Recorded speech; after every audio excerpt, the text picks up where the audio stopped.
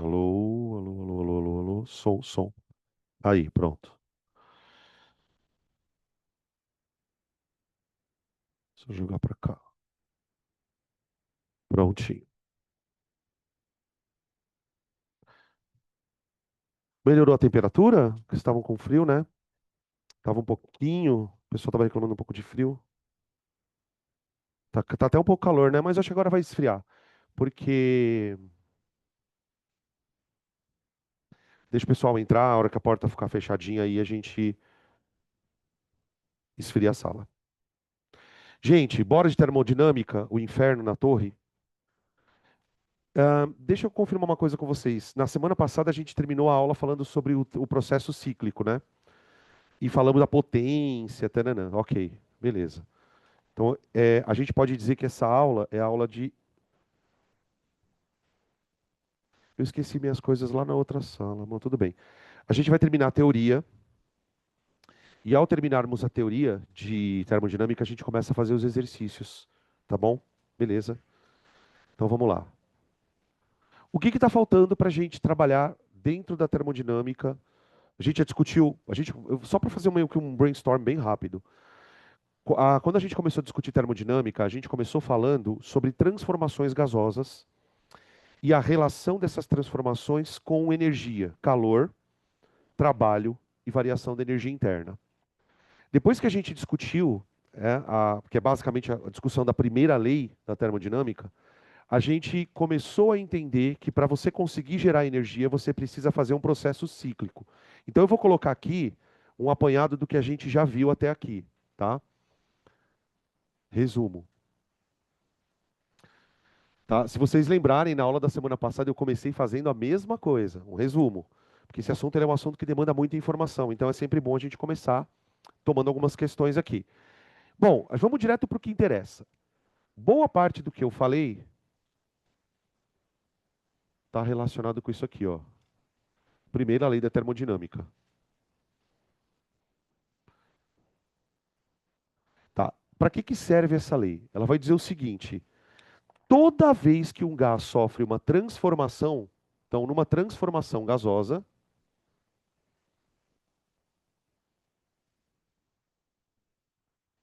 e aí a gente viu várias, né? Transformação isotérmica, isobárica, isométrica, adiabática, todas essas. Toda vez que eu executo uma transformação gasosa, eu tenho uma conservação de energia acontecendo. E essa conservação de energia é resumida por Q igual a trabalho mais delta U, tá? E aí a gente discutiu como interpretar essa primeira lei em transformações isotérmicas. Que mais? Isobáricas, isométricas e adiabáticas. Tá bem? E aí nós ficamos discutindo isso aqui um monte de tempos, dentro da primeira lei. Beleza. Aí, depois que a gente entendeu a relação entre calor, trabalho e variação da energia interna dentro das transformações, a gente começou a estudar especificamente a máquina térmica. Nas máquinas térmicas, então vamos escrever assim, ó, dentro do resumo ainda, tá? As máquinas térmicas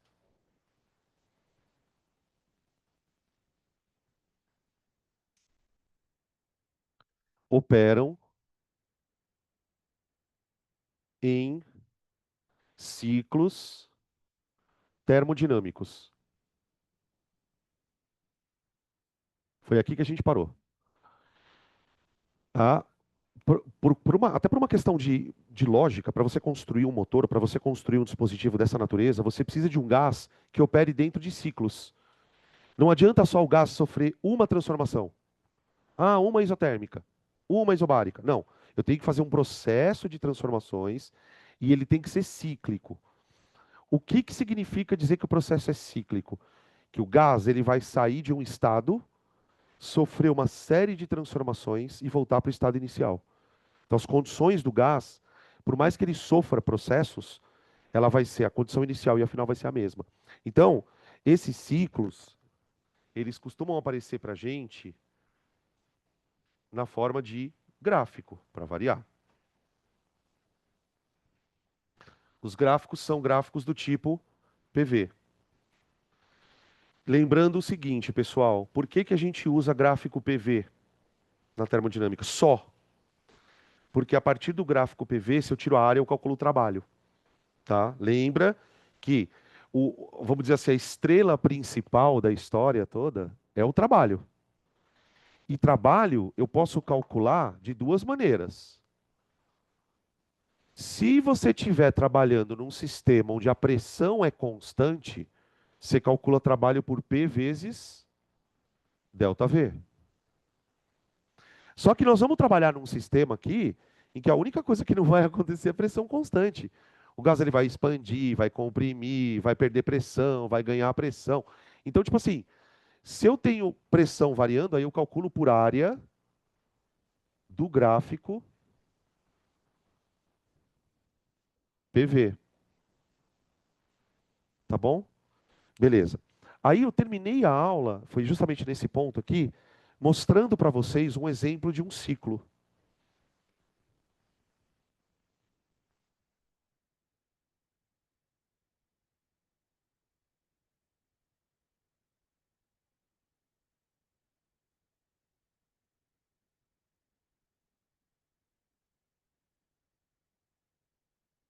PV. Tudo bem? E nós vamos começar a partir daqui a história. Só que para a gente fazer a coisa um pouco diferente da semana passada, porque na semana passada a gente falou um pouco sobre. Eu apresentei o gráfico e expliquei. Agora a gente vai fazer contas. Vamos usar um pouquinho isso aqui para poder fazer conta, tá? Beleza. Vamos imaginar o seguinte, ó. Eu tenho um diagrama PV, onde a pressão vai estar em Newton por metro quadrado, ok? O volume vai estar em metro cúbico. Observem, pessoal, e isso a gente vai depois vai fazer os exercícios, que na física a gente trabalha sempre no sistema internacional, tá? Se vocês encontrarem gráficos onde o volume esteja em litros, cuidado, porque na hora de fazer conta para trabalho e tal, você precisa que o volume esteja no sistema internacional. Vamos supor o seguinte, ó, o gás, ele partiu de um estado A, tá bom? Onde o volume dele era 10 elevado a menos 3 metros cúbicos. Tá? Vamos colocar um volume bem pequenininho. Vamos colocar 10 elevado a menos 2, vai. Metros cúbicos. 0,01 metro cúbico. E nesse volume, vamos imaginar que o gás esteja numa pressão de 1 kPa. Quanto que vale 1 kPa, pessoal? 1 quilopascal. Pascal, para quem não lembra, é a mesma coisa que Newton por metro quadrado, tá? Então, Pascal e Newton por metro quadrado é a mesma coisa. Então, quando eu falo 1 quilopascal, é 1000 pascal, ou 1000 newtons por metro quadrado. Tá. Aí esse gás ele vai sofrer um processo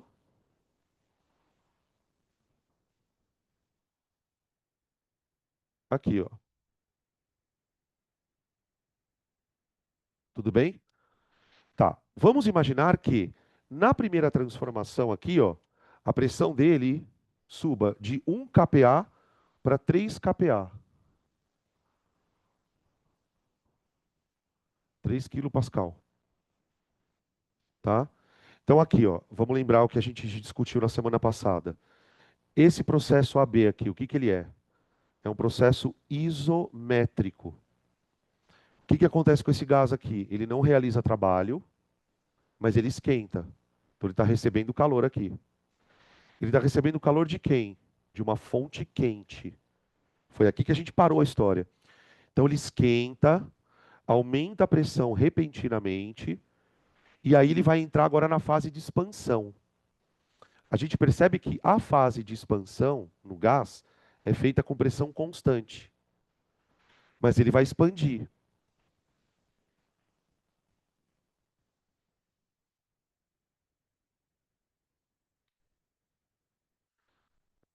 Na verdade, ele recebe calor em dois momentos. Ele vai receber o calor aqui primeiro, e depois aqui. Com esse calor, o que que a gente pode imaginar que acontece? Primeiro, ele expande, sim, né? Isso fica claro aqui. E tem uma outra questão aqui que tem a ver com a temperatura. Porque para pensar o seguinte, ó, essa fase aqui, ó, LOP, é a fase onde o gás está esquentando, está recebendo calor. Então, por exemplo, se eu souber a temperatura aqui do gás, eu consigo descobrir a temperatura aqui, ó. Porque ele sofreu um aumento de temperatura. Então ele esquenta. Por que eu estou falando isso? Porque o gás recebe, ele aumentou a energia interna dele. Deu para entender? Tá bom, beleza. Agora, para fazer isso, então o gás recebeu o calor da fonte quente, certo? Então eu vou continuar a partir daqui, ó. Então eu tenho uma fonte quente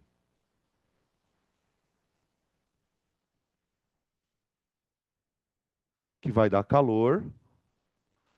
Eu vou chamar esse calor de QQ. Vai dar calor para o gás.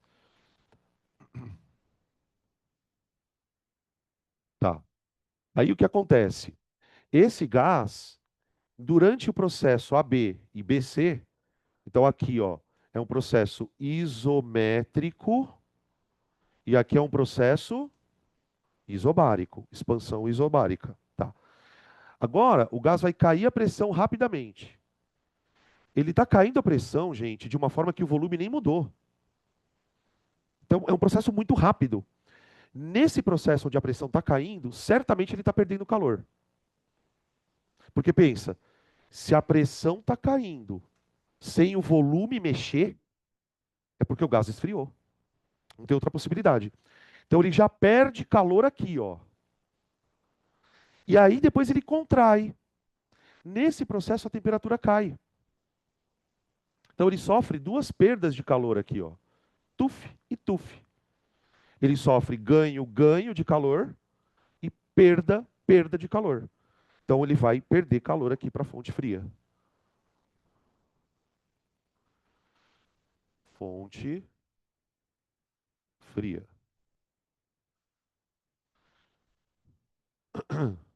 Tá aqui. Então existe uma. Aí você pensa assim, então, pessoal, existe uma energia que entra e existe uma energia que sai. Só que vamos lembrar que o principal fundamento desse processo é aproveitar uma parte da energia que entra realizando o trabalho. Aí lá na semana passada, a gente comentou que para você calcular o trabalho em cada ciclo termodinâmico, você tira a área do gráfico, certo? Então aqui eu tenho o trabalho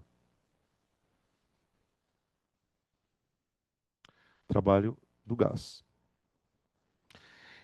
Ô, gente, lá na teoria, no teorema da energia cinética, o que é trabalho? É variação da energia cinética.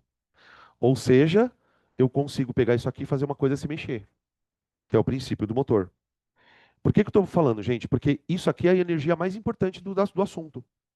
É a energia que o gás vai gerar para fazer alguma coisa se movimentar. Então, eu posso dizer que esse gás, ele está perdendo uma parte da energia para a fonte fria, mas ele também está usando uma parte dessa energia para fazer trabalho.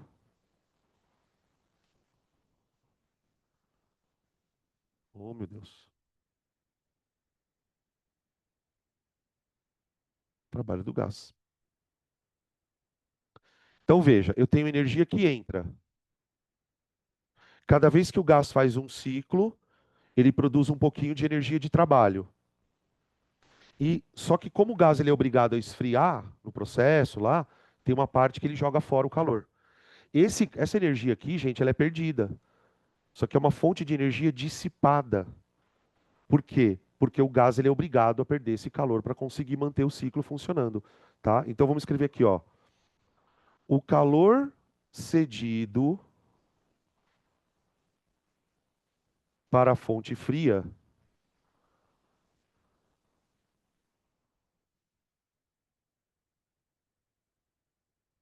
é considerado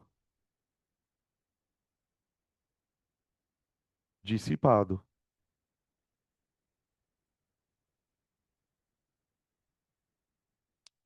Tá? Isso é uma informação importante. Outra informação importante. Quem é considerado como energia útil do processo? O trabalho.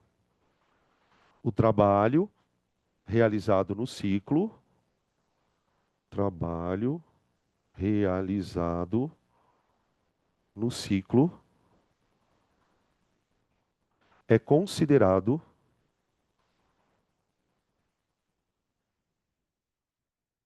a energia útil do processo.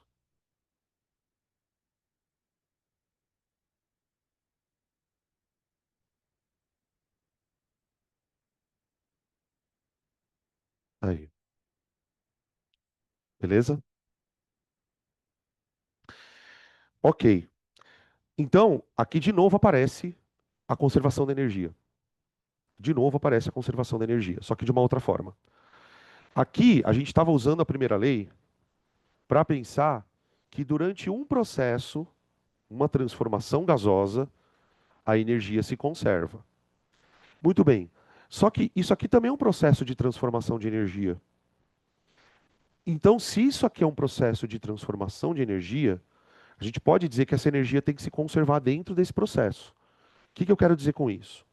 Vamos imaginar que o gás receba lá uma certa quantidade de calor, sei lá, 100 joules. Uma vez que o gás recebe 100 joules, automaticamente o trabalho que ele fizer mais a energia que ele rejeitar tem que valer 100 joules. Quer dizer, tudo que entra tem que ser igual a tudo que sai. Então aqui eu tenho a conservação da energia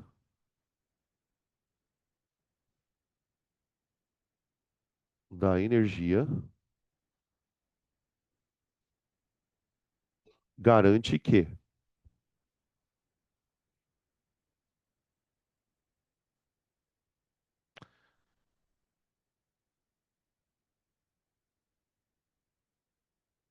ó,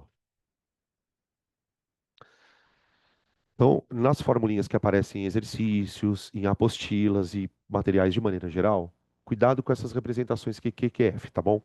QQ é o representativo de calor da fonte quente, ou seja, é a energia que está entrando no motor, do sistema. O QQF é o rejeitado, é o que vai para fora do ambiente.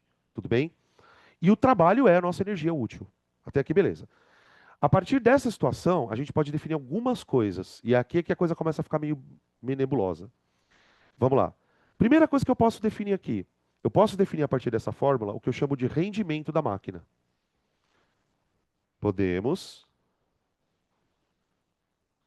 definir o rendimento da máquina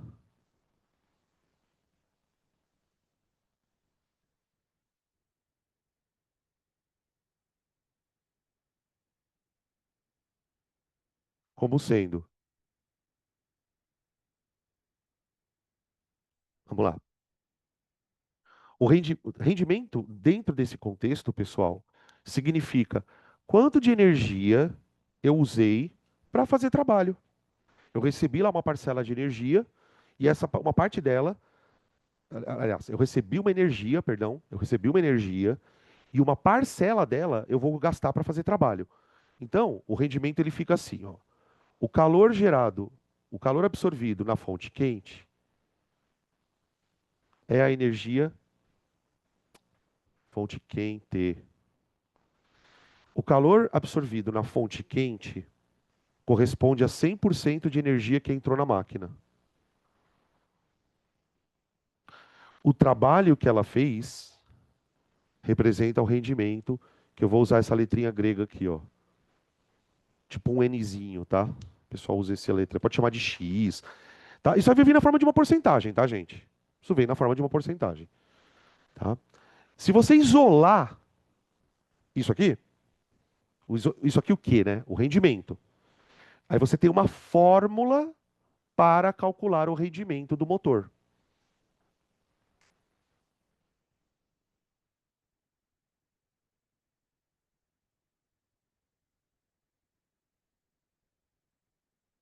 Ó,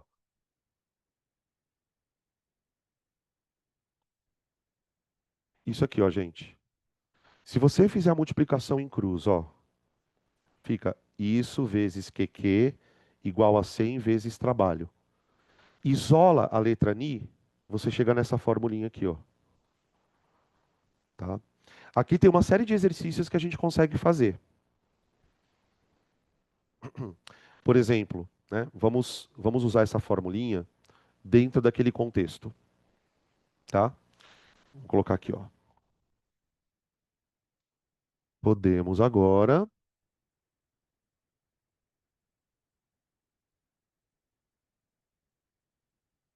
calcular o rendimento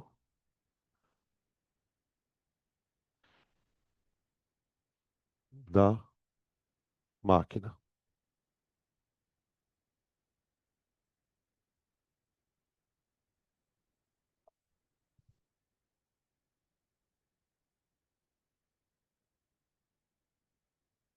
Vamos criar aqui uma situação onde a gente precise calcular o rendimento da máquina, tá bom? Vamos lá. Qual que vai ser a coisa, ó? Imagina que essa máquina está operando dentro desse ciclo aqui, ó. Tá? A máquina está fazendo exatamente esse ciclo. Vamos supor que ele faça esse ciclo numa frequência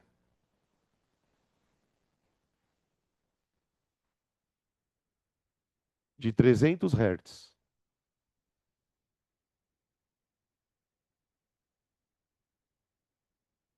300 Hz, tá? 300 está muito alto, né? Vamos colocar, foda-se, vamos de 300 mesmo, vamos ver o que que dá. Tá? Porque eu estou falando o seguinte, vocês entendem o que significa 300 Hz? Significa que aquilo ali acontece 300 vezes por segundo.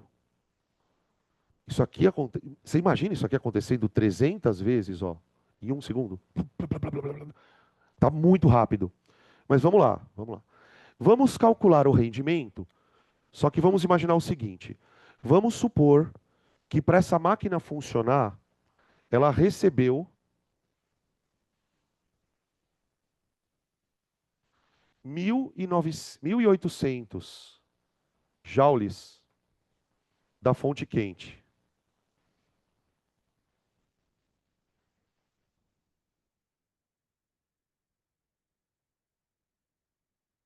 Tá aí, tá? Então a história funciona assim: eu tenho lá um motor que está funcionando, recebendo durante um certo intervalo de tempo ali, 1.800 joules da fonte quente, tá bom? A cada segundo.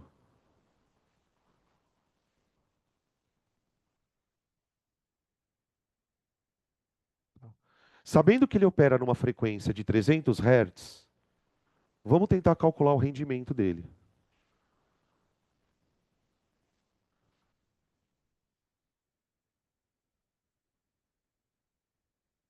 Pronto, tá bom? Gente, para a gente calcular o rendimento, o que que eu preciso descobrir primeiro? O trabalho. Quando ele fala que ele recebeu 1.200, 1.800 joules da fonte quente, ele já está me dando isso aqui, ó. Quanto de energia ele recebeu. Agora, o que que eu vou fazer? Eu vou descobrir quanto desta energia ele gastou no trabalho. No trabalho. Então, vamos calcular o trabalho primeiro. Cálculo do trabalho.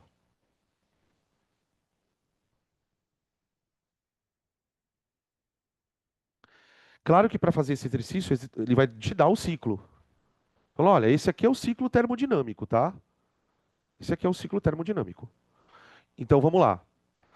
Cada quadradinho desse, quando eu tiro a área, vai dar quanto? Bom, aqui dá base, vai ficar. Trabalho é igual. Quanto que mede aquela base, gente? Alô?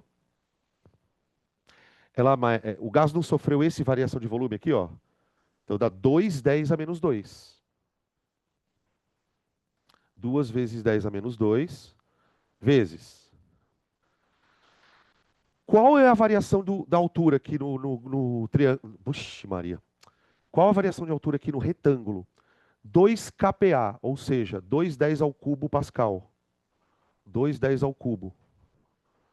210 ao cubo. Tá bom? Isso aqui vai dar o trabalho dele. Do ciclo, cada vez que o ciclo dá uma volta, o gás está fazendo quanto de trabalho? Aqui vai dar 440 joules por ciclo.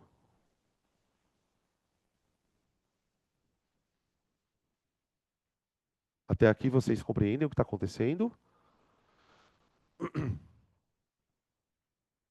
Então, ó, eu recebi a energia que entrou, foi essa. Eu sei que cada vez que o ciclo acontece, o gás faz isso aqui. Essa energia entrou em quanto tempo? Em 1 segundo. Então eu preciso descobrir quanto de trabalho ele faz em 1 segundo. Para eu saber quanto de trabalho ele faz em 1 segundo, o que eu preciso fazer aqui, pessoal? A frequência não está dizendo que ele faz 300 vezes isso por segundo? Então eu vou pegar esse valor aqui, ó, e multiplicar por 300. Trabalho total. Ô, gente, eu só vou fazer uma correção aqui, senão a gente não consegue fazer a questão. Em vez de colocar 1.800 aqui, coloca 18.000, tá? Coloca 18.000 aqui, ó. Senão a gente não consegue fazer a conta. Daí eu vou explicar por quê, tá? Então, ó, calcula o trabalho total. Cada vez que ele dá uma volta, cada vez que ele faz um ciclo, ele produz 40 joules de trabalho. Só que ele está fazendo 300. 300 por segundo. Então, o trabalho total do gás é igual a 12.000 joules. 12.000 joules. Inclusive, pessoal, peraí. Só fazer um negócio aqui, peraí. Inclusive, pessoal, olha que interessante. Isso aqui eu não fiz de propósito, aconteceu, tá? Isso aqui não é a quantidade de joules que ele faz por segundo? O que é joule por segundo? Isso aqui já é a potência do motor. 12.000 joules por segundo. Opa, por segundo. Então seriam 12.000 watts. Tá? Tá, mas e agora? Como é que eu calculo o rendimento disso? Isso aqui não é o rendimento. Isso aqui é o que o motor realizou de trabalho. Quanto ele recebeu de energia?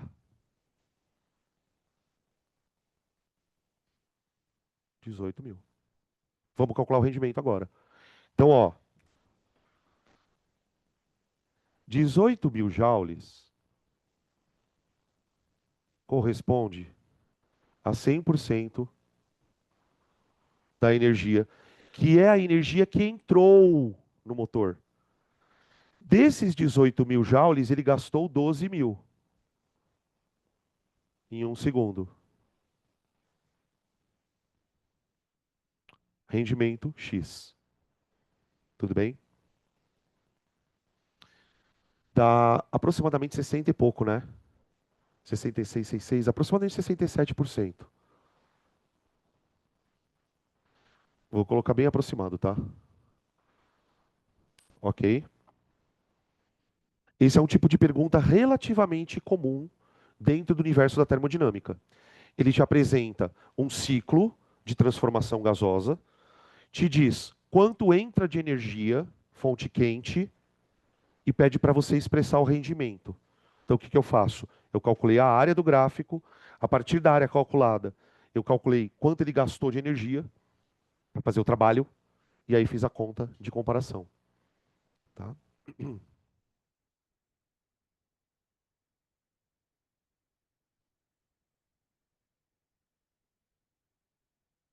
Esse assunto é um pouco pesado, né? Vocês estão meio tensos agora. De manhã, a primeira aula estava meio relaxado, assim. Agora já está aquela cara mais de. Esse assunto é bem difícil mesmo. E sabe o que é o pior? Assim, um parêntese sobre isso, tá, gente? As contas, elas são super simples. Não tem nada mais difícil que isso aqui. O problema é você montar a ideia na questão, né? Vamos fazer um outro exercício? Um outro exemplo, tá? Exemplo, tá? Eu não quero fazer exercício ainda não.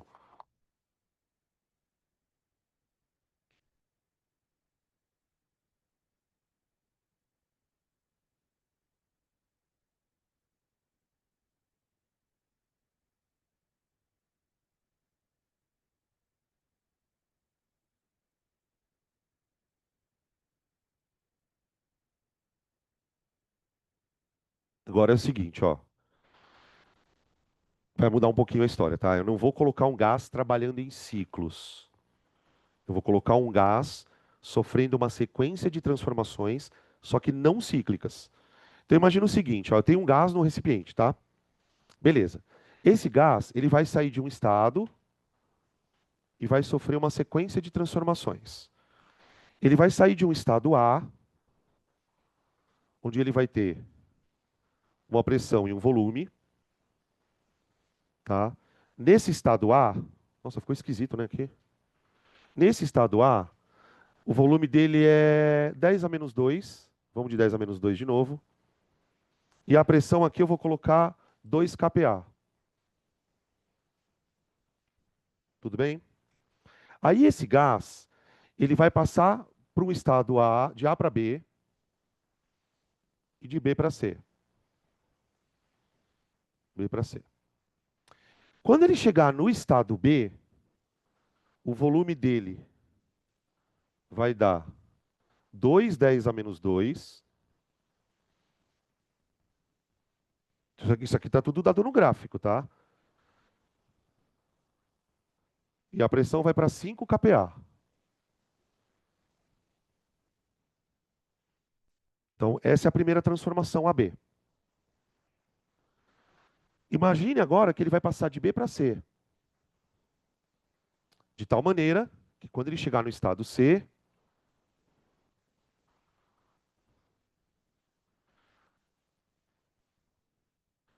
ele vai para 3,5. 3,5, 10 a menos 2. Tudo bem? Considera também que a quantidade de gás que está lá dentro é 1 mol.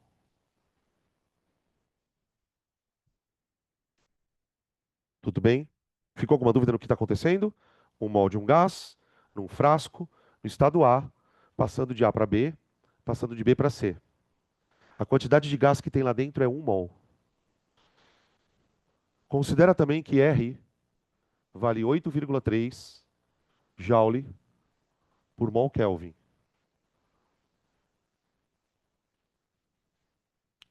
Beleza? Então vamos lá. Primeira pergunta. Se prepara que vai vir uma enxurrada de pergunta, tá? É uma enxurrada.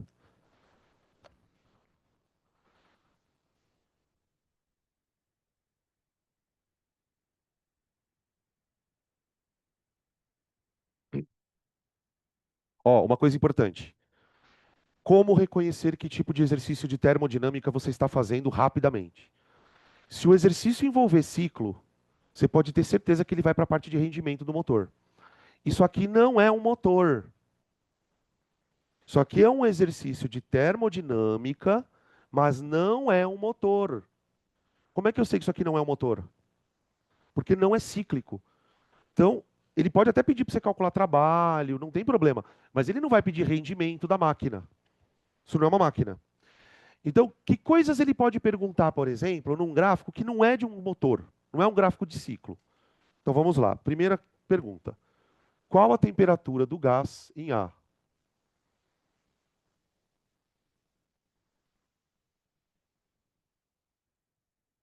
Do gás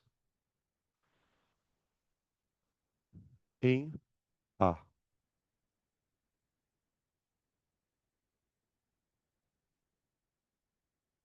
A gente vai tentar explorar todos os tipos de perguntas que podem aparecer dentro de um exercício como esse, tá bom?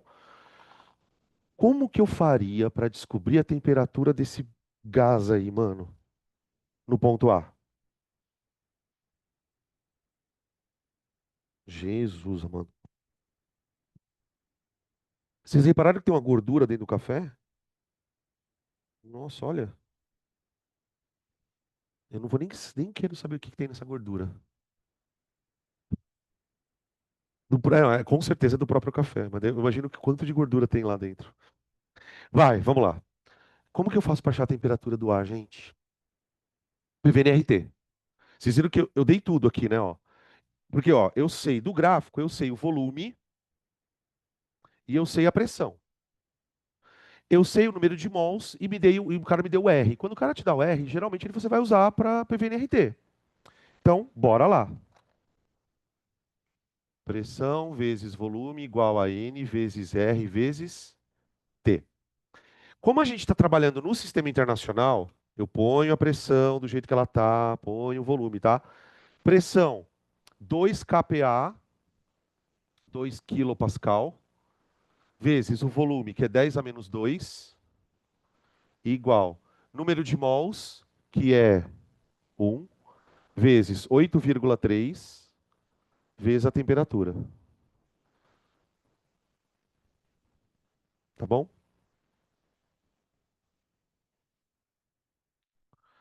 Beleza, gente? Aqui vai ficar 20, né? Ó, 2 10 a terceira, vezes 10 a menos 2, dá 20. 20 dividido por 8,3. Tudo bem? Eu vou fazer uma conta bem tosca, tá? Fazer 20 dividido por 8. Arredondar para a gente não ficar perdendo tempo com contas, tá? Se eu fizer um arredondamento bem grosseiro aqui, do tipo 20 dividido por 8, 20 dividido por 8 dá aproximadamente quanto aqui? 1 i? Não, 2 i, 2,5. Então vamos colocar, como está um pouquinho maior que 8, vamos colocar 2,4, vai. Kelvin. Olha que bonito esse gás, hein?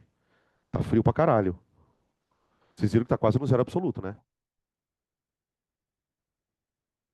Beleza. Item B.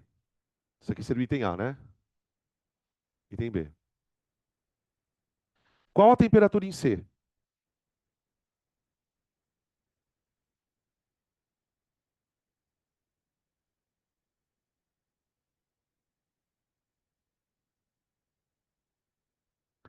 Para você calcular a temperatura no ponto C, pessoal, você pode fazer por dois caminhos.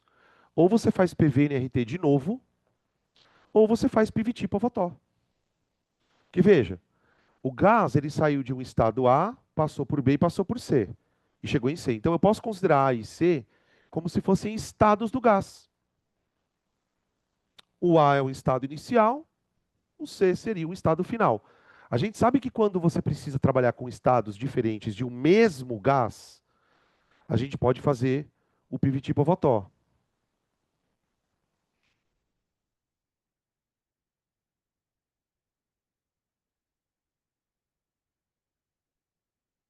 Tá bom? Aí eu vou pegar as condições do estado inicial. Detalhe, né, pessoal? Como a gente acabou de fazer o primeiro item, no primeiro item a gente já calculou a temperatura inicial do gás, tá? Então fica pressão inicial do gás, 2 vezes 10 a terceira, vezes volume do gás, sim, desculpa, 10 ao menos 2, sobre 2,4. Isso tem que ser igual a pressão em C, 5 kPa, né? 5 10 a terceira vezes. O volume é 3,5. Puta, eu também fiz uns números desgraçados, né? Desculpa, tá, gente? Eu fiz uns números bem chatos. Sobre temperatura, tá? Deixa eu ficar desse lado aqui para o pessoal de casa conseguir enxergar, ó. Aí. Aqui, ó. Tá? No final das contas, pessoal, quando eu substituir todos os valores, ó, do lado esquerdo estão os valores do ponto A do gráfico.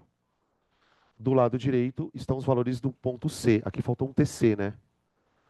Dá para cortar todos os expoentes, né? Os 10, né? Ó, o 10 a terceira daqui com o 10 a terceira daqui, o 10 a menos 2 com o 10 a menos 2, tá certo?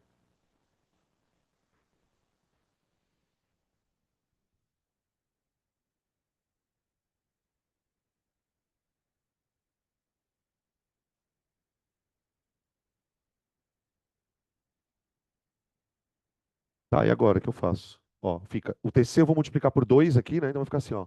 2TC é igual a 5 vezes 3,5 vezes 2,4.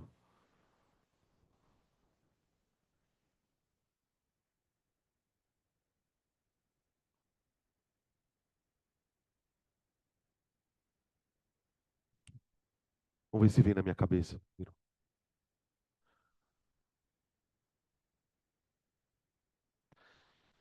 Que vai dar 21. Será? Escutei um 21. Vocês escutaram 21 ou não? Não? Só eu escutei? Escutaram 42. E agora? O que será que é? Ah, deve ter, sei lá. O que vocês acham? Dá pra alguém falar a porra do número, por favor? 42. Então tá bom. 42 o quê? Hã? Kelvin, exato. Tá aí. Hã? Aí, vocês que estão falando aí. Tem que passar o 2, então é 21? É, essas entidades que eu tenho não estão muito confiáveis, né? Tem que acender umas velas para elas. Tá bom, gente? Beleza? Até aqui você vê que é uma questão de gás, né? Então, quando cai gases dentro da termodinâmica, é basicamente esse tipo de exercício, que é diferente do contexto da química, né? Na química eles usam muito mais para calcular estequiometrias e coisas do gênero. Agora começam a vir outras coisas. Por exemplo, item C. Calcule o trabalho realizado nesse processo. O trabalho realizado nesse processo. Essa é a parte mais fácil, gente. Por quê? Eu vou calcular a área do gráfico. Você tem um gráfico PV, tá aqui, ó, beleza? Eu quero o trabalho realizado no processo inteiro. Então eu calculo a área desse pedacinho e a área desse pedacinho. Ou, se você preferir, você já enxerga que isso aqui é um trapézio, ó. Base maior. Não, não dá, né? Não dá para fazer com trapézio. Eu vou ter que fazer os dois mesmo. Eu vou ter que fazer esse toquinho aqui, ó, primeiro, tá? E depois esse toco aqui. Se bem que esse aqui você pode usar fórmula, né? Fala.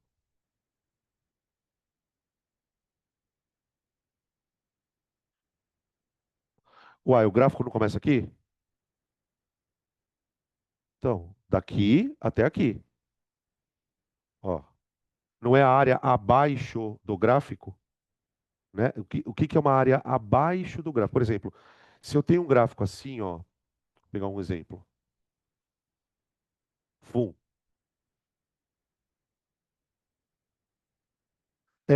Então, é porque no ciclo é o que tem dentro.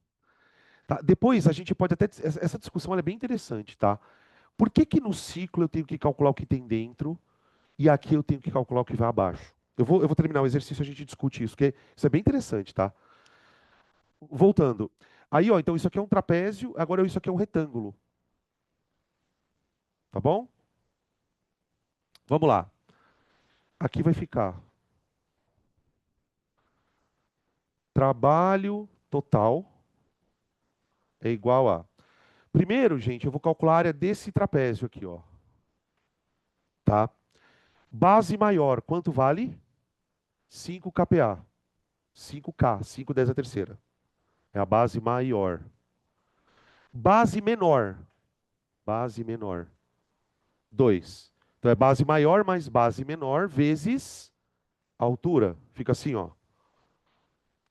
Base maior, 5 kPa, mais base menor, 2 kPa, multiplicado pela altura. Ô, gente, a altura é isso aqui, ó. Ó, para o pessoal de casa, a altura é esse pedacinho aqui, ó. Quanto vale isso aqui, ó, essa medidinha? De 1 10 a menos 2 para 2 10 a menos 2 dá 10 a menos 2. Então é isso aqui, vezes a altura, dividido por 2.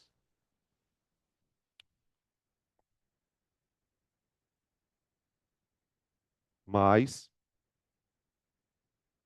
Agora eu vou calcular a área do vermelhinho, que é a segunda parte do processo do gás. Ele vai de B para C. Gente, na hora de calcular a área do retângulozinho, fica a base que é de 2 10 a menos 2 a 3,5 10 a menos 2. Dá 1,5 10 a menos 2. Vezes a altura, que é 5. Então é base vezes altura. 5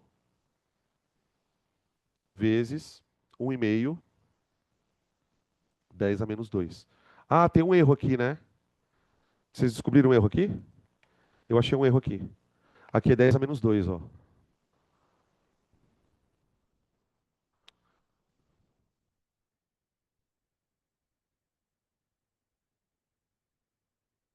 Tudo bem?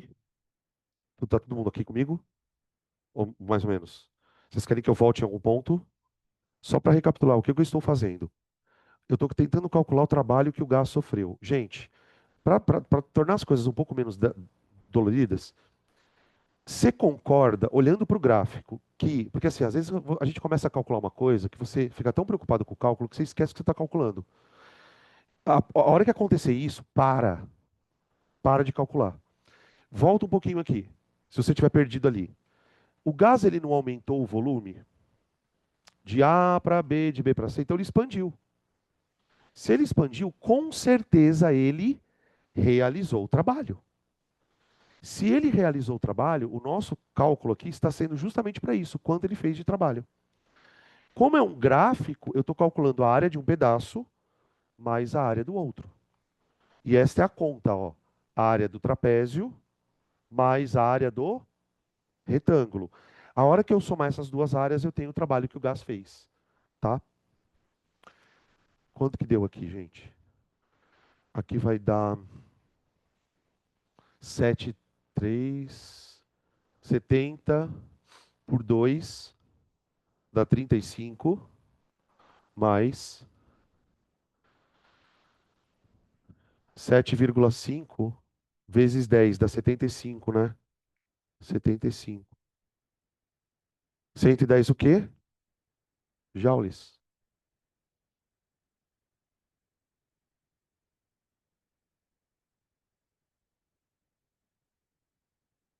Tudo bem?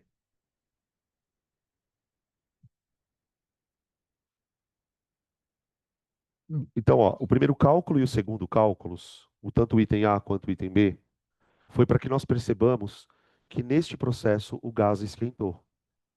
Ele saiu de 2,4 Kelvin e foi para 21 Kelvin.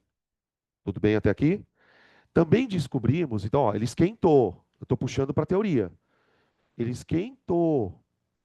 E além disso, ele expandiu. Gente, como é que um gás consegue esquentar e ao mesmo tempo expandir?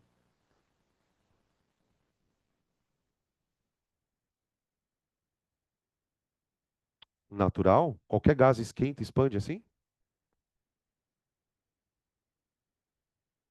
O que eu preciso fazer com o gás se eu quero que ele esquenta e expande? Dá calor para ele, gente. Dá calor. Como que você vai fazer um bagulho esquentar e expandir se você não der calor? Não tem jeito. Sabe por que você tem que ter essa percepção? Porque a pergunta que ele vai te fazer no vestibular não é nem A, nem a B, nem a C. Ele vai te perguntar direto. Calcule o calor recebido pelo gás. Isso quando ele não tornar a coisa mais foda. Calcule o rendimento. Mas vamos por partes. Vamos lá. Calcule o calor recebido pelo gás. Recebido pelo gás.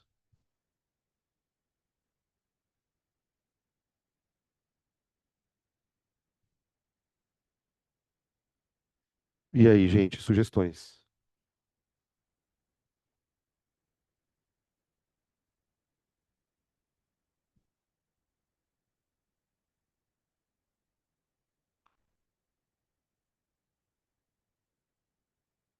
A ideia é fazer de uma vez só.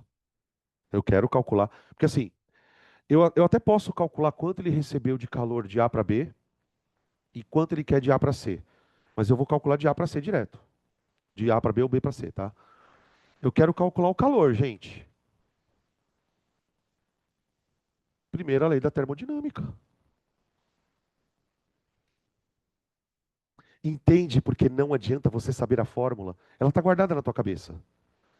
O foda do assunto é em que momento eu vou trazer ela para mim? Em que momento eu vou pensar na primeira lei? Bom, a primeira lei eu penso toda vez que eu estou falando de um sistema que está trocando energia. Então, veja, o trabalho eu acabei de calcular.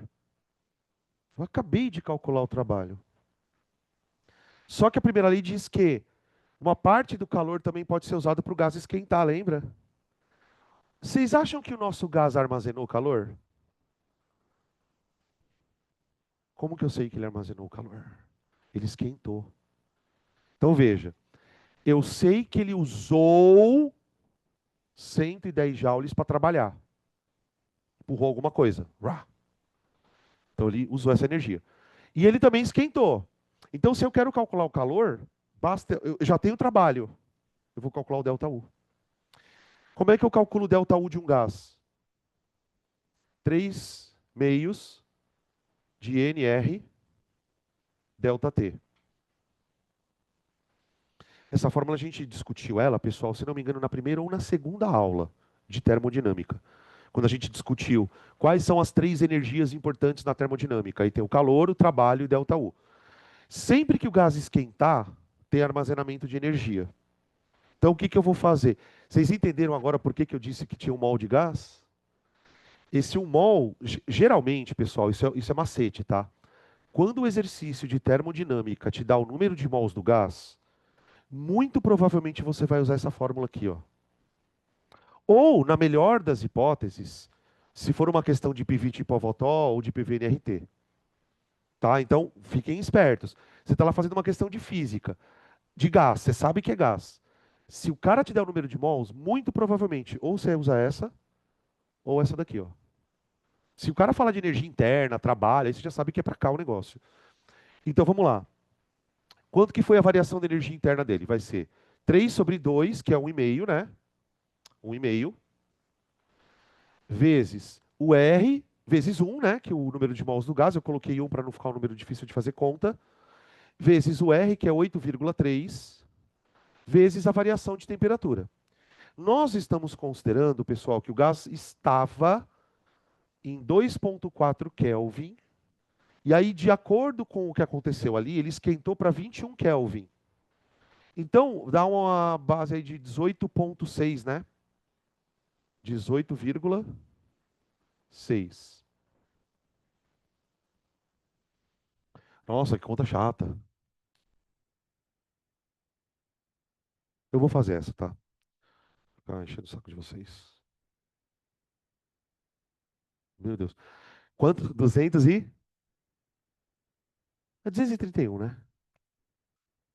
231. O quê? Joules.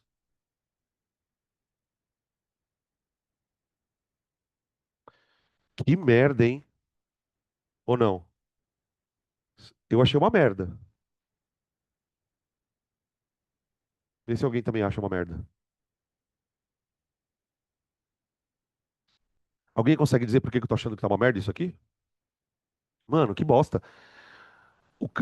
Ele jogou mais do que o dobro de calor ele guardou lá dentro. Veja, esse calor, uma coisa que a gente tem que tomar cuidado. Esse calor aqui, ó, essa energia, ela não está perdida. Ela está guardada dentro da porra do gás. Ela ficou armazenada. O que ele usou de fato é isso aqui. Então, o calor que ele recebeu foi 110 mais delta U, 231. Isso aqui vai dar 341 joules. Tá bom? Oi.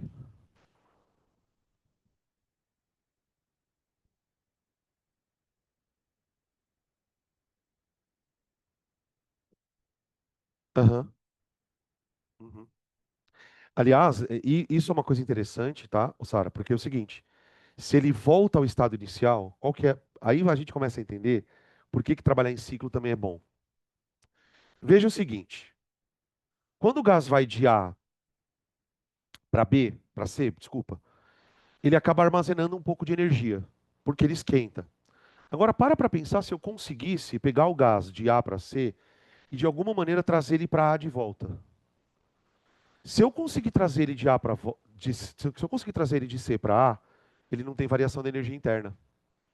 E isso é bom por quê? Porque ele não armazena calor. Você pode tentar extrair o máximo de trabalho do gás possível. Então, por exemplo, só que você tem um problema. Para você fazer isso de forma rentável, se você faz o gás de A para C por aqui, você não pode voltar ele para o mesmo estágio. Você tem que fazer ele de uma outra maneira, para gerar o gráfico aqui no meio, tá? Oi.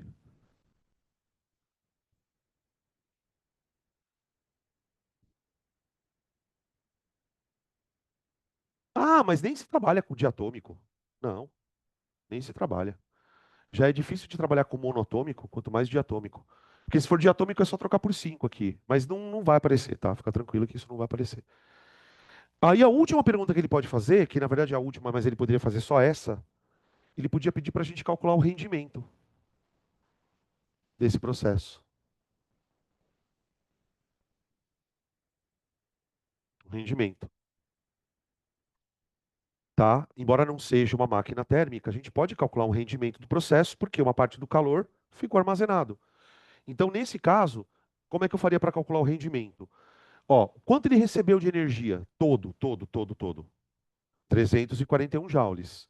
Então, para o rendimento eu faço 341 joules corresponde a 100%. Aí eu pego só a energia do trabalho, que é 110. Isso vai dar X. Vai dar uns 30% aí, uns 33, 32%. 110 dividido por 340 vezes 100, tá? Dá uns 33, né, gente? Por aí. Tá aí. Então, esse é um outro tipo de exemplo que não tem a ver com motor. Não é exatamente, porque assim, a gente tem uma ideia, porque geralmente a gente não estuda direito de termodinâmica, a gente acha que só questão de termodinâmica é de motor. Não é o que mais cai, tá? Inclusive. Tá? É muito mais provável que apareçam questões assim, né? Analisando a termodinâmica de um processo só, do que um ciclo. Então, o que eu falei para a Sara vale para todo mundo, gente. Olha para o gráfico e vê se tem ciclo ou se não tem ciclo. Se não tiver ciclo, provavelmente você vai usar a primeira lei da termodinâmica, tá? Q igual a trabalho mais delta U. Vamos fazer umas questões da apostila? Podemos? Então vamos. Deixa eu fazer uma coisa. Em 30 segundos eu volto, tá? Eu vou pegar meu material. Eu deixei lá na outra sala.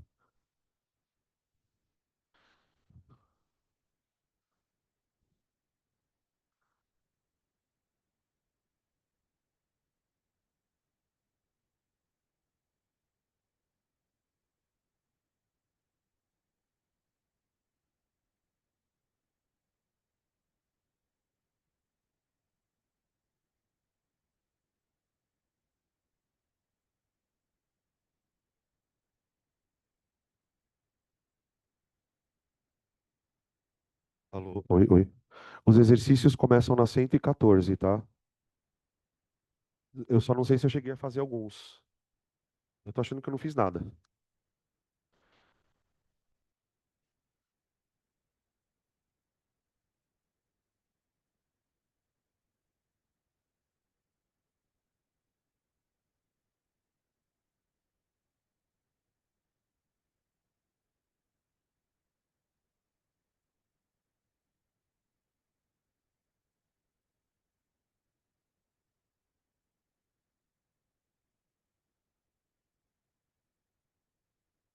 Oi. De exercícios. Agora é dia de exercícios, é.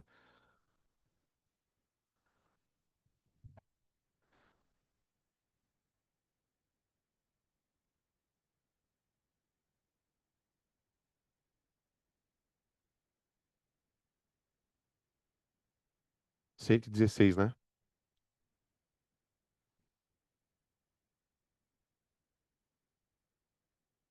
Não, é 114, é verdade. 114.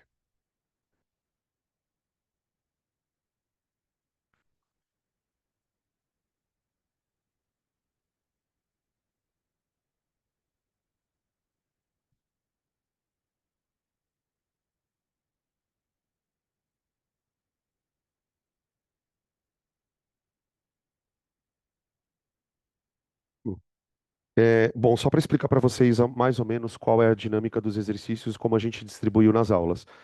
Nessa primeira parte de exercícios que está escrito lá, termodinâmica 1, a gente vai trabalhar mais com a primeira lei relacionada às transformações, como a gente fez o exercício agora aqui. Já depois, a parte da termodinâmica 2, a gente vai falar sobre a máquina de Carnot, os ciclos termodinâmicos, tá? Ainda tem algumas coisinhas. Mas vamos lá, para a gente começar dos mais fáceis. Na questão número 1, ele fala assim, ó. O gráfico representa uma transformação AB sofrida por um gás perfeito. Quando ele usa esse termo gás perfeito, pessoal, é só um recadinho para dizer que a equação que você está usando é PV igual a nRT. Tá? Esse perfeito, eu gosto mais de chamar de ideal, né? Que é mais próprio da física. Aí ele pergunta, qual é o tipo de transformação que esse gás está sofrendo e pede para a gente calcular a temperatura do gás em TB, tá bom? Gente, a primeira coisa que você tem que fazer, olha para o que está escrito no gráfico. Olha para o que está escrito no gráfico. É um gráfico de volume por temperatura. Observem que não é um gráfico PV. A gente começou a fazer tanta coisa com gráfico PV, né? Tá. É um gráfico de volume por temperatura e detalhe. Ele é um gráfico de primeiro grau. Como que eu sei que esse é um gráfico de função de primeiro grau, pessoal? Porque isso é uma reta, certo? Então, tipo assim, vamos pensar um pouquinho na matemática da coisa. Se é um gráfico de volume por temperatura, eu poderia dizer que esse gráfico é uma coisa do tipo assim, ó. O volume é igual a AX mais B. Y igual a AX mais B. Como que a matemática chama A e B? Os coeficientes, né? O A é o coeficiente angular e o B é o coeficiente linear. Dá uma olhadinha no gráfico aí, gente. Olhou? Quanto vale o B? Zero. Por que que eu sei que o B é zero?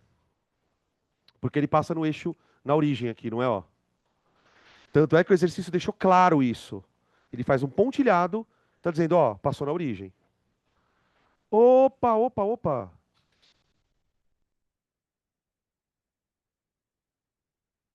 Isola o A. Passa o T dividindo. V sobre T é igual a A. Tudo bem até aqui? Então, ó, veja, devagar. Primeiro eu concluí que isso aqui é uma função de primeiro grau. Depois eu concluí que o gráfico passa na origem, então o coeficiente linear vale zero. Depois eu percebi, então, que se eu pegar V e dividir por T, vai me dar um número A. Detalhe, esse número é constante.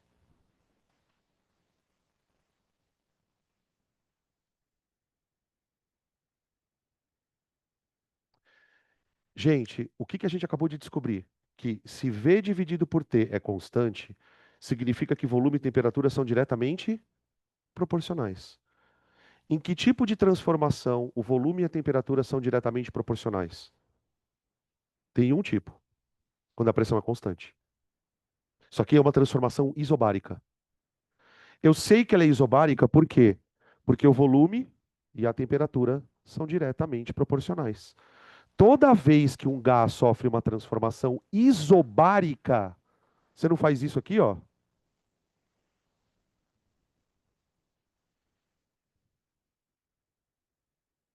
Ó. Isso aqui é o que caracteriza uma transformação isobárica. Só que, gente, você só pode falar que isso é verdade, que V1 sobre T1 igual a V2 sobre T2, se a inclinação da reta for constante. Você só pode dizer que isso é verdade se o gráfico é uma reta. Se o gráfico, porque aí a partir do momento que o gráfico é uma reta, a gente fala que é diretamente proporcional. Então aqui está o macete para conseguir fazer o item B. Então, ó, a resposta do item A é isobárica, né? Transformação isobárica, tá bom? E aí, para calcular a temperatura do gás do B, a gente usa o PVT Povotó sem o P, né? Então é, item B, ó, fica P1, aliás, V1, né? Desculpa. 20 está para 300, assim como 60 está para TB. Se você tem gravado na memória os gráficos de isobárica, isométrica, isotérmica, você resolve também sem saber todo esse monte de coisa aqui. É que eu aproveitei o exercício para a gente lembrar um pouquinho as coisas de matemática. Ah, quanto que vai dar isso? 900, né? 900 Kelvin. Tudo bem? Beleza.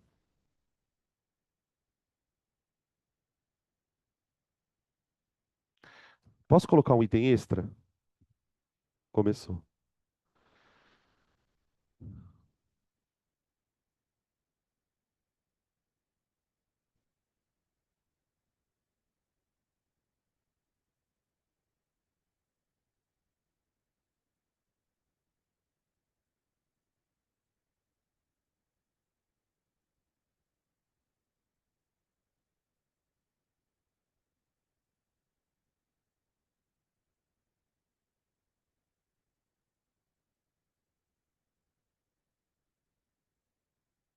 Ó, o item extra é o seguinte.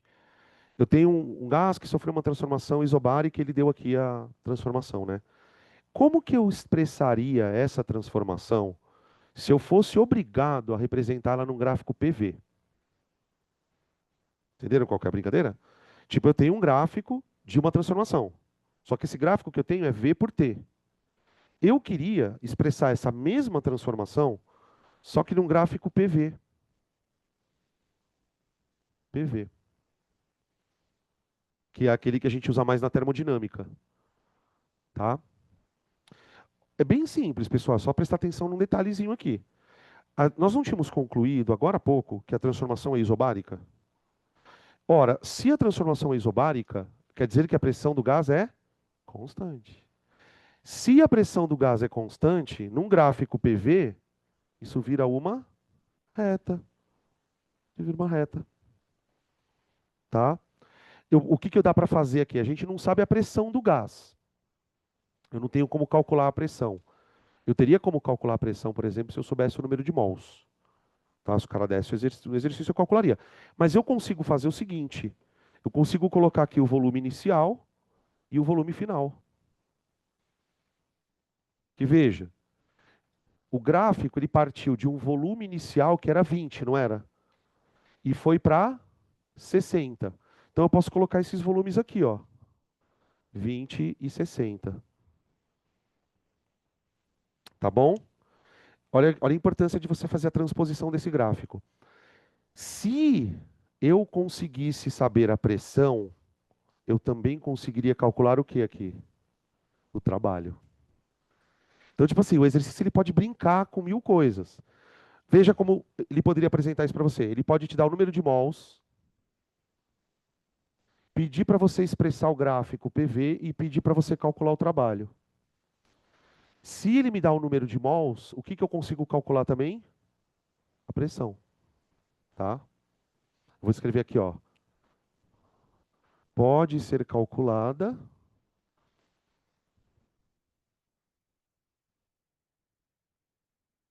a partir do número de mols,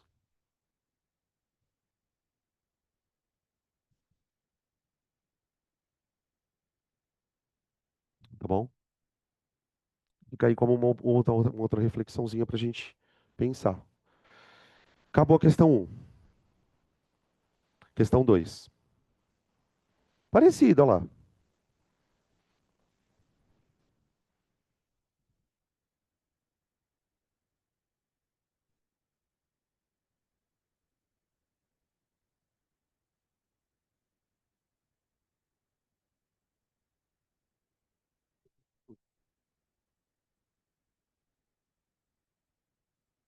São dois.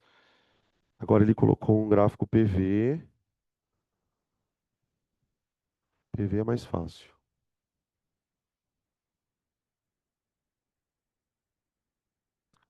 Ponto A aqui em cima, ponto B aqui embaixo.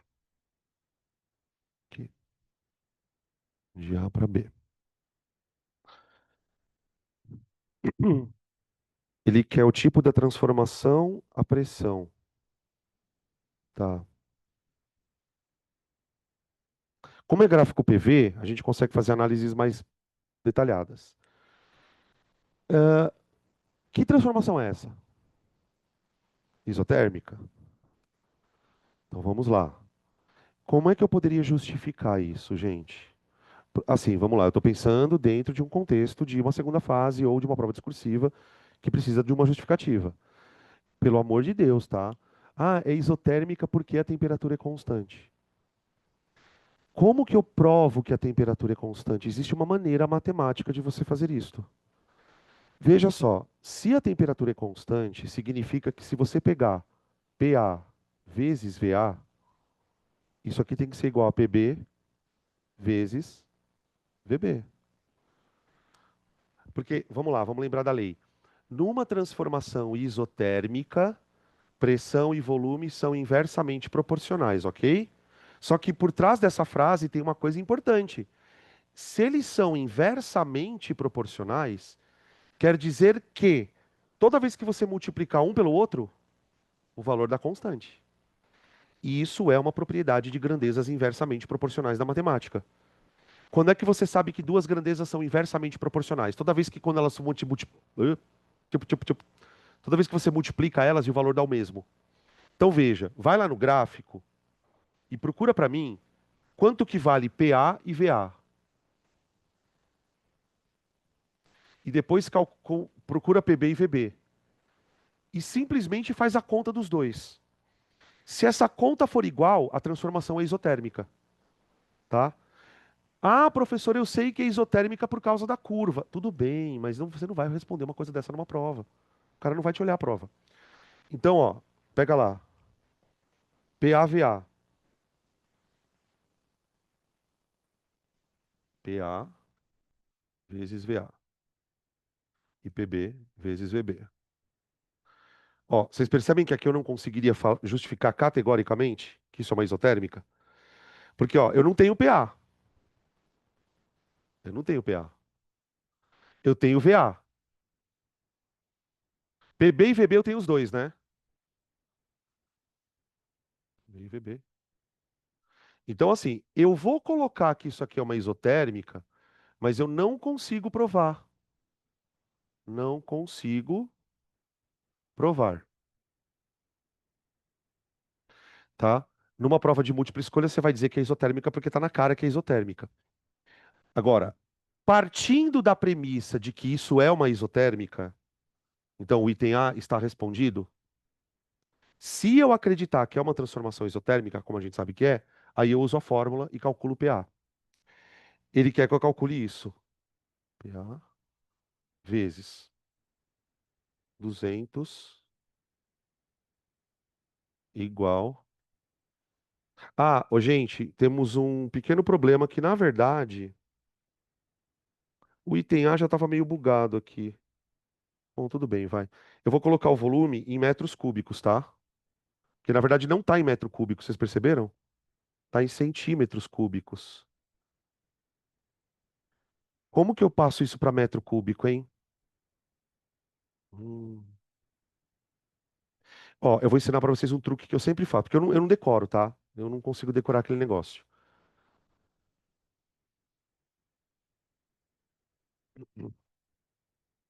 Eu tenho isso aqui, certo? 1 centímetro é a centésima parte do metro. O que que eu faço quando eu preciso trabalhar com metro quadrado, centímetro quadrado ou cúbico, no caso aqui? Eu elevo ao cubo. Eu simplesmente elevo ao cubo. Então, ó, se 1 centímetro é igual a 10 a menos 2 metros, se eu pegar isso aqui e elevar ao cubo, isso tem que continuar igual, não tem? Faz a conta. Então, o que que é 1 centímetro elevado ao cubo? é 1 cm³. O que que é 10 a menos 2 metros elevados ao cubo? É 10 a menos 6 metro cúbico. Então, quanto vale 1 cm³ em metros cúbicos? 10 a menos 6. Então, veja, aqui é 200 centímetros cúbicos, não é? Se é 200 centímetros cúbicos, fica 200 vezes 10 a menos 6. Aqui fica a pressão dessa porra. A pressão é 1, né? 1. Só que está em ATM. Vocês viram que está em ATM a bagaça? Pascal. Um ATM é 10 a quinta newton por metro. 100 newton por metro, tá? Vezes o volume em B. O volume em B são 600 centímetros cúbicos. 600 vezes 10 elevado a menos 6. Porque tem que estar no sistema internacional. E o sistema internacional é Pascal. Só que no gráfico está em ATM a pressão, não tá? Então, então, em vez de escrever a pressão, aqui está 1 ATM. Eu coloquei 1 10 a quinta, tá? Lembra que, acho que na aula de gases eu falei sobre isso, gente, ó. 1 ATM é igual a 100.000 newton por metro quadrado, que é o Pascal, tá? Como a gente não gosta de trabalhar com muitos números, muitos zeros, né? A gente põe 10 a quinta. Então, ó, por que que eu coloquei 10 a quinta aqui, ó? É a pressão de 1 ATM. Se a pressão fosse 2 ATMs, por exemplo, eu colocaria 2 10 a quinta. 3 ATMs, 3 10 a quinta. E assim sucessivamente, tá? Beleza? Puta conta chata, hein? Bom, tudo isso para cortar essa merda. Passo 200 para cá, vai dar 3, dá 2 lá para aquele caps. Meu Deus. Quanto que deu a pressão? 3 10 a quinta, 3 ATM. 3 Pascal. Ó. Pascal é a mesma coisa que Newton por metro quadrado, tá, gente? Então não estranhe que às vezes eu escrevo Newton por metro quadrado, às vezes eu escrevo Pascal, é a mesma coisa. O que que importa saber? Que 3 10 a quinta equivale a quantas atmosferas? 3. Tá aí. Beleza?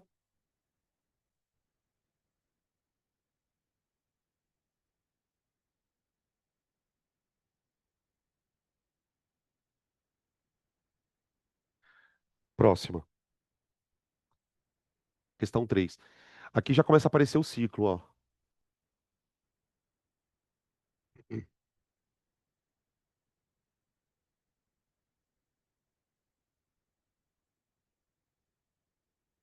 Nossa, também os caras fazem uns ciclos, né, mano? Que...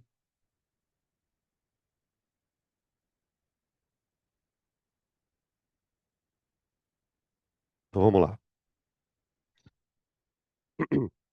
Ele fala assim: um gás perfeito sofre uma transformação cíclica A, B, C, A, indicada no diagrama PV. Vamos lá. O ponto A está aqui, não tá? Ponto A. Aqui é um gráfico de PV. No ponto A, o que que eu consigo perceber no gráfico? Isso é tudo do gráfico que eu estou tirando, tá, gente? Ele tem um volume pequeno e uma pressão alta, tá bom? Aí, a primeira transformação que ele sofre é a transformação de A para B. Na transformação de A para B, ele expandiu, mas a pressão não mudou. Então, eu posso dizer que isso aqui é uma expansão isobárica, tá? Aí, de B, ele foi para C. O que que aconteceu nesse processo aqui, gente? Ele diminuiu a pressão rapidamente, ó, loop, tá? E ele caiu num ponto que depois ele vai voltar para o A por esse caminho aqui. Vocês viram que tem uma coisa escrita nesse caminho, né? O que está escrito aqui? Hã? Não entendi. Hipérbole equilátera. O que que ele quer dizer com isso, velho? Hipérbole equilátera. O que que ele quer dizer com isso? Não? Hum.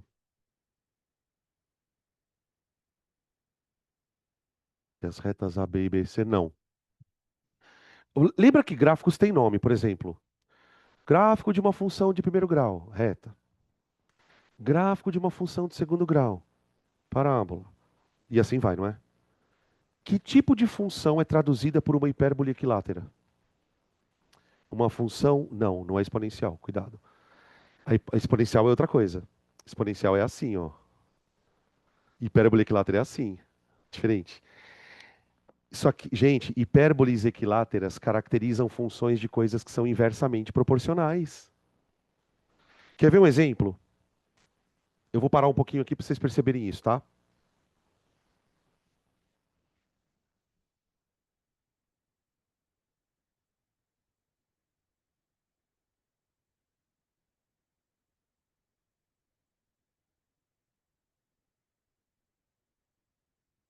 Ó, imagina esquece que é uma função PV, tá? Y e X. Aí eu chego para vocês e falo assim: eu quero montar um gráfico da função Y é igual a 1/x. Não, 1/x não. 8/x.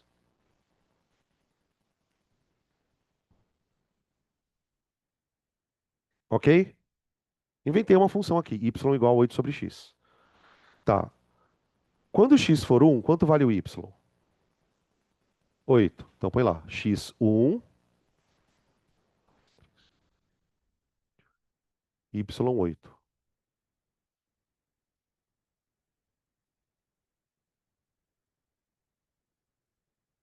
Tá, beleza. E quando x for 2? Hã? O y vai valer? 4.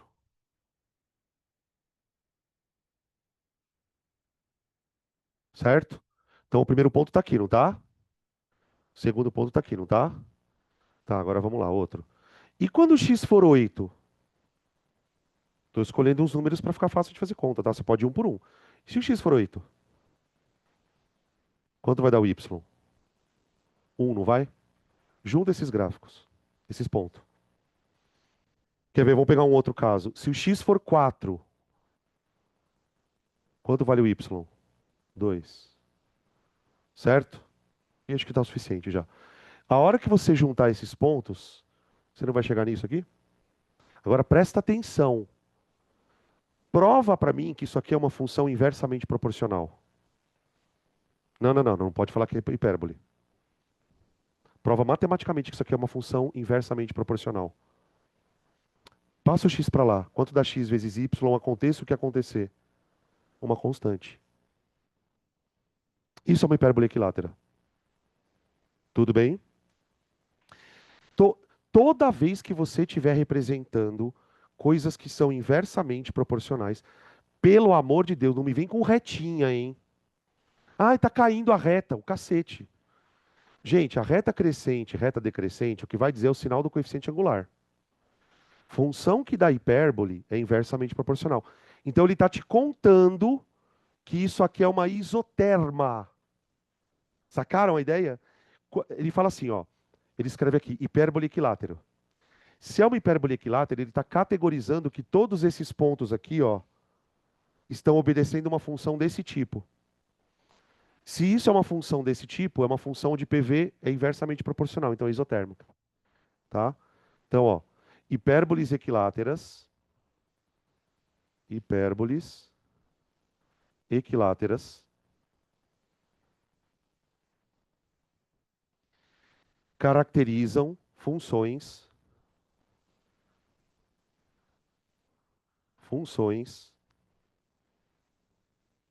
nas quais x e y são inversamente proporcionais.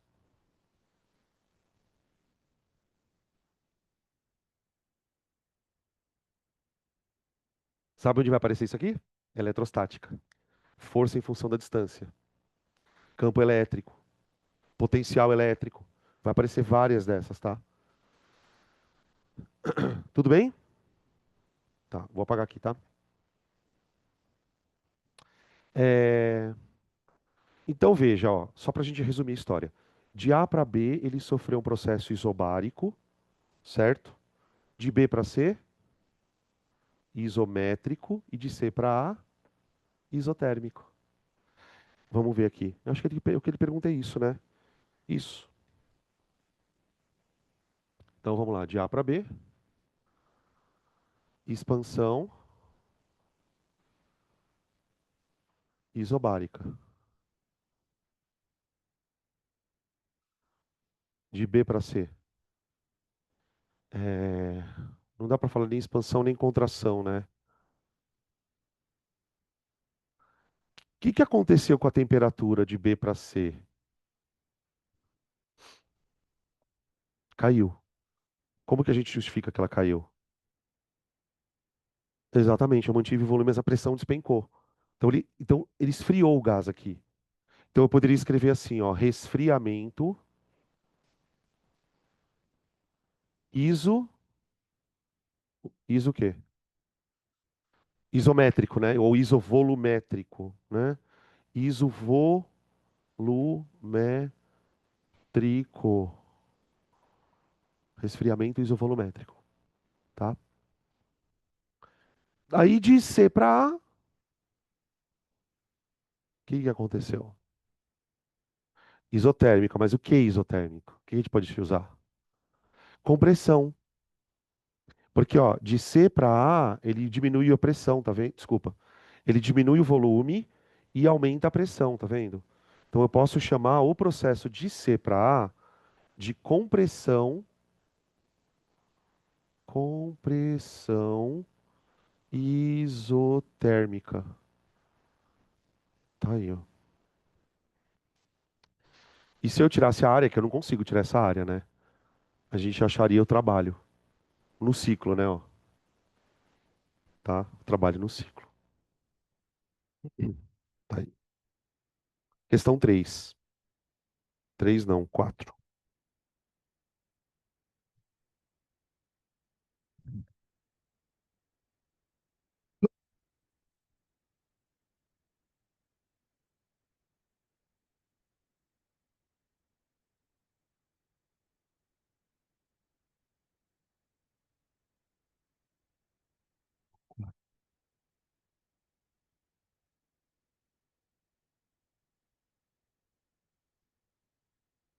Ah, eu detesto questão assim. Um monte de letra.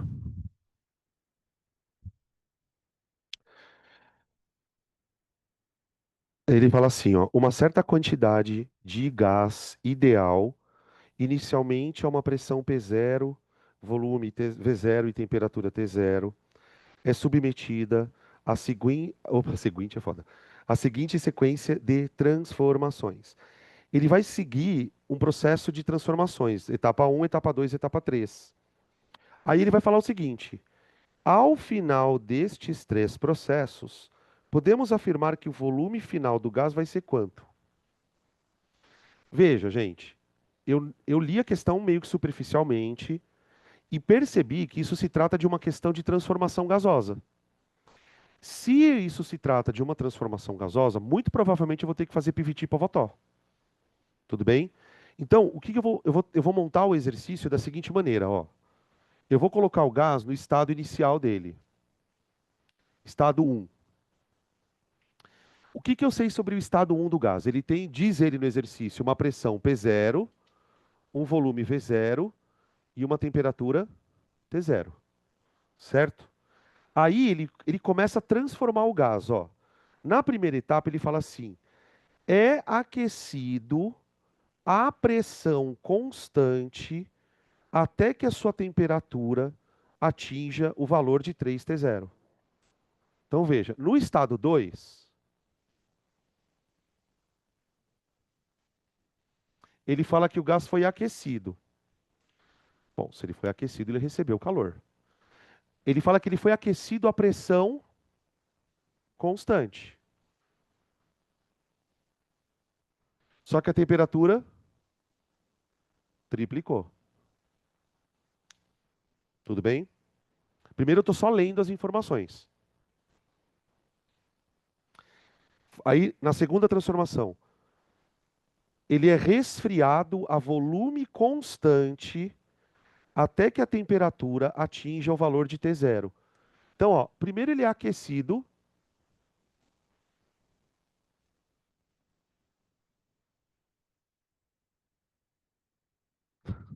Vocês acharam que era um cachorrinho também ou não? Não? Aqui ele fala assim, aquecido a pressão constante, né? Depois, gente, ele fala que o gás é resfriado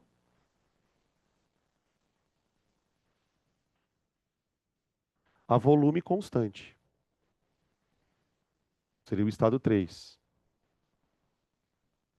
Eu já vou parar aqui, porque não dá nem para continuar lendo a questão. A gente precisa primeiro raciocinar no que está acontecendo aqui, tá? Vamos lá. Eu tinha isso, no primeiro caso. Aqueci a pressão constante de tal maneira que a temperatura triplicou.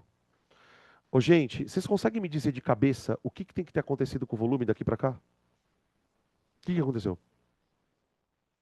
Ele tem que ter triplicado já também. Ele tem que ter triplicado, gente. Porque, ó, quando a pressão é constante, o que que a gente sabe sobre volume e temperatura? Diretamente. Então, se o exercício está me dizendo, olha, eu fiz um processo com pressão constante, de tal maneira que a temperatura triplicou, ora, se a temperatura triplicou, gente, é porque o volume triplicou junto. Tá aí. Beleza? Agora eu posso analisar a segunda coisa que ele fez.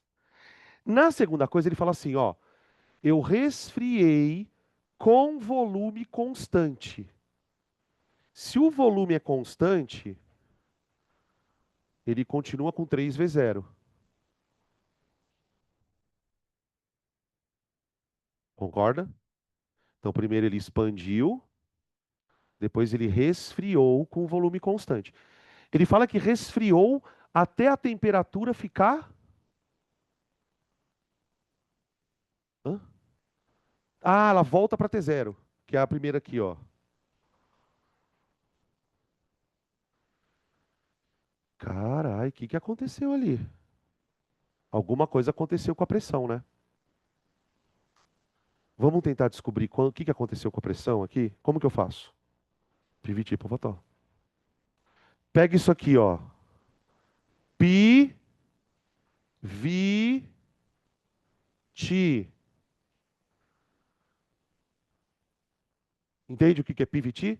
Pressão inicial. Porque agora esse estado, quando eu estou analisando daqui para cá, né, pessoal? Isso aqui é o estado inicial. Então, a pressão, volume e temperatura. Isso aqui tem que ser igual a pó, votó. Pressão final, volume final, temperatura final. Aí eu estou descobrindo isso aqui, ó. Tá?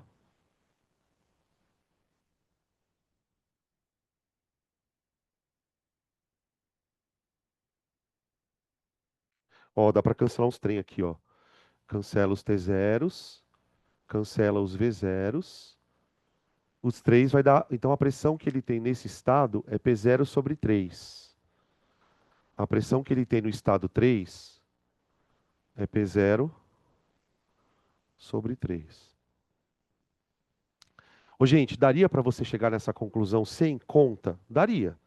Se você tiver um pouquinho de calma, você consegue. Por exemplo, ó, daqui para cá, o que que aconteceu com o volume? Nada. Agora para pensar, gente. Se o gás esfriou, mas manteve o mesmo tamanho, a pressão caiu. Quando se você esfria um gás, a tendência dele seria contrair. Mas nesse caso, eu esfriei o gás, mas ele não contraiu. Ele tinha um botijão de gás fixo. Se você está esfriando um gás que está num ambiente que o volume não varia, a pressão cai. Então a pressão tem que cair na mesma proporção. Você diminuiu a temperatura 3 vezes, então a pressão, o que que ela fez? Caiu 3 vezes, tá?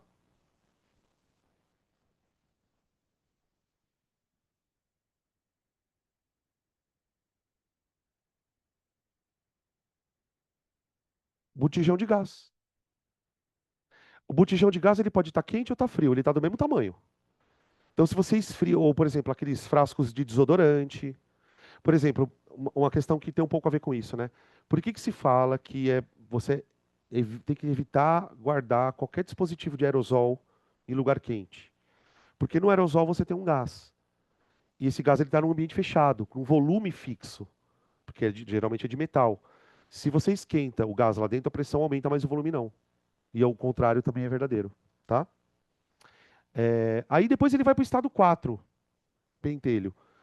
No estado 4, então agora do 3 para o 4, ele fala assim: é comprimido a temperatura constante, comprimido a temperatura constante. Então é uma compressão,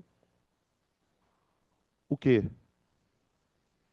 Isotérmica. É uma compressão isotérmica.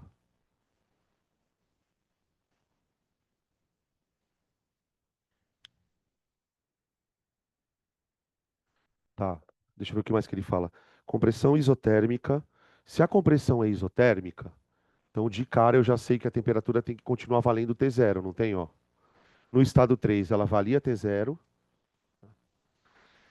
O que mais que ele fala? Compressão isotérmica até que a pressão seja P0. P0. E aqui vai ter um volume qualquer, né? Esse é o volume. Tudo bem? O que que eu faço agora? Pivot Pivot. Isso aqui é o estado inicial, tá? Isso é o final. Então, ó, pi, vi, ti, igual a pó, vó, tó. Olha lá.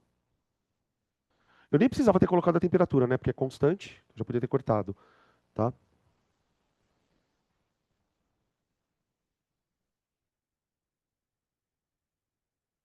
Tem alguma coisa estranha aqui, não tem não?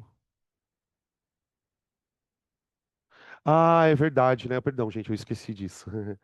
O pelinha vale P0/3, né? Então vamos substituir ali, ó. P0/3 vezes 3P0, V0, igual a P0 vezes velhinha. Isso aqui é enlouquecedor, né? Tipo, já tá velhinha, V0, linha, eu já tô ligado que já tá acontecendo isso faz hora já, né? Só pela cara de vocês. Ó, cancelei. Eu cancelei também. Tudo isso pro desgraçado valer V0.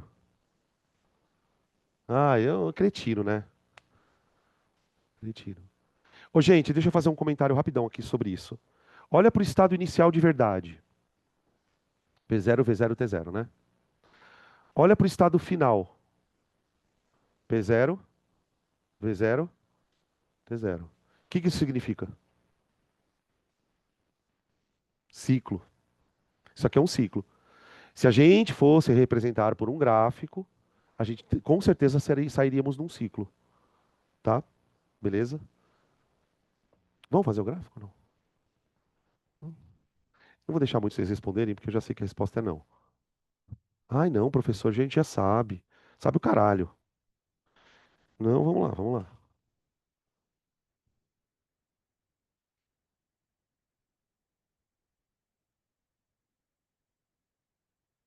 Ó, não é obrigado a copiar, tá, gente? Se vocês não quiserem, não precisa, tá? Eu tô zoando. Ó, eu vou começar com isso. P0, V0, T0. Professor, você não vai colocar a temperatura? Não, é gráfico PV, gente.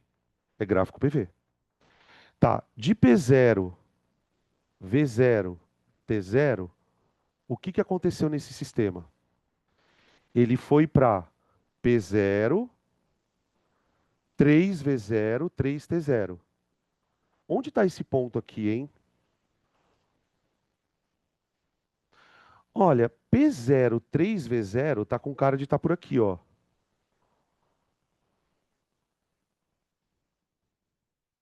Ó, ó.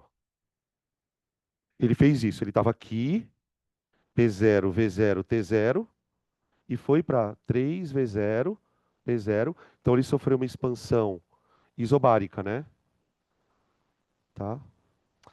Deixa eu colocar essa pressão, pessoal, mais para cima, porque eu fiz uma coisa meio idiota aqui, perdão. E depois a pressão vai cair, né? Ó, tá bom? Essa aqui é a transformação de 1 para 2. Agora eu vou daqui de 2 para 3. Resfriamento constante. Resfriamento com volume constante. Resfriamento com volume constante. O que aconteceu ali? Vamos lá. A pressão era P0, passou a valer quanto? P sobre 3. O volume é constante, não é? Ah, então aconteceu isso aqui, ó, gente. Ó, o gás estava aqui, ó. P0, 3V0, 3T0. Aí ele sofreu esse processo. Como o volume é constante, eu já fiz isso direto, ó, plof. O que aconteceu com a pressão daqui para cá? Ela caiu de P0 para quanto?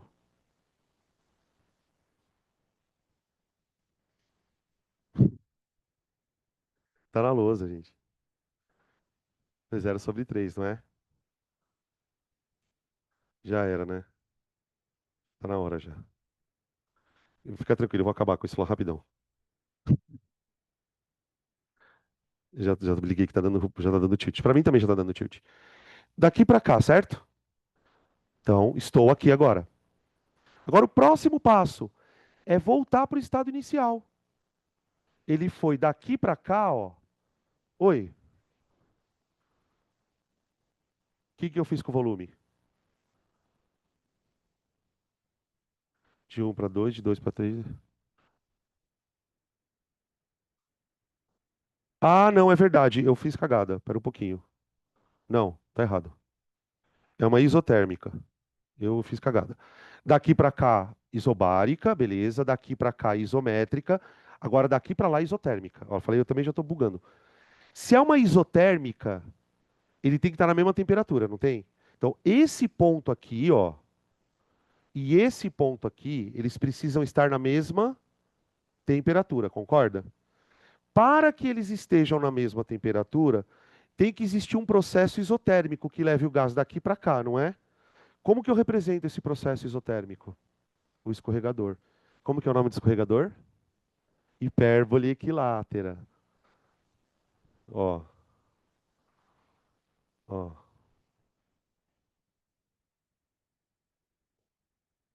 tá?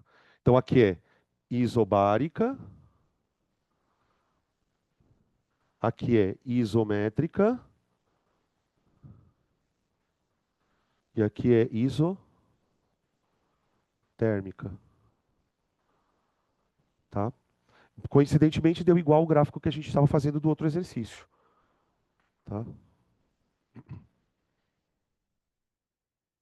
E se eu tirasse a área, calcularia o trabalho. É que aqui também, de novo, não dá para calcular a área. Que horas são? Beijos e queijos. Ô, gente, quem for fazer oficina presencialmente, a gente vai para outra sala ali, tá? Sala 3. Pelo menos eu acho que é. Quem não for fazer oficina e quiser trabalhar individualmente, tipo assim, na sala de estudo, só vem aqui, pega o papel comigo e vai para a sala de estudo, tá? E quem for online pode ligar os. Eu vou mandar a senha do Zoom, tá? Começa 2h30, tá, gente?